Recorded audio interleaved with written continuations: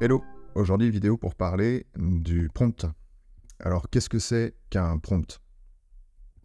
La traduction du verbe to prompt en anglais, c'est inciter, pousser et souffler. La raison pour laquelle j'indique la traduction ici, c'est parce que le fonctionnement de ChatGPT, des transformers, c'est tout simplement de pousser du texte dedans, de souffler dans les voiles du transformer pour que ça avance et que ça produise quelque chose. Donc si on regarde l'exemple suivant avec Au clair de la lune, on sait tous qu'en commençant Au clair de la lune, la suite ça sera Mon ami Pierrot.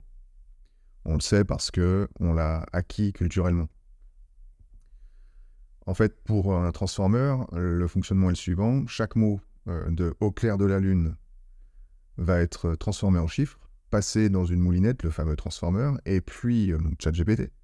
Et ensuite, ce transformer va nous renvoyer des chiffres qui, eux, vont être à nouveau convertis en mots. Donc c'est un système qui est en capacité de manger des chiffres et de recracher des chiffres. Ça marche aussi avec une souris verte qui courait dans l'herbe.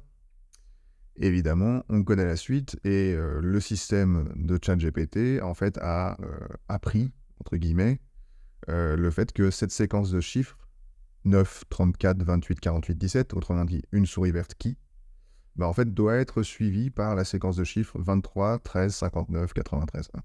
Ouais. Courait dans l'air. Donc cette mécanique, c'est toujours la même. Des mots qui sont convertis en chiffres, qui passent dans un transformer, qui nous ressort des chiffres, et ces chiffres sont à nouveau convertis en mots. Si on regarde un peu plus dans le détail cette partie du chiffre, en fait, on a une liste de chiffres qui renvoie une liste de chiffres. Donc ça veut dire qu'on a deux tableaux, deux listes, et en fait, ces deux listes, c'est le paramètre d'une fonction, f de ma liste.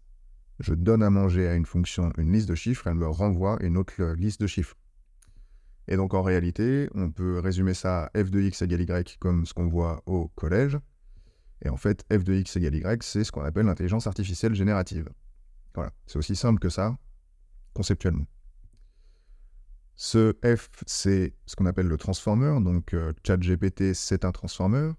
Et donc, si on prolonge un peu cette réflexion, un transformer ne traite que des suites de chiffres, ChatGPT utilise un transformer, donc ChatGPT ne traite que des suites de chiffres.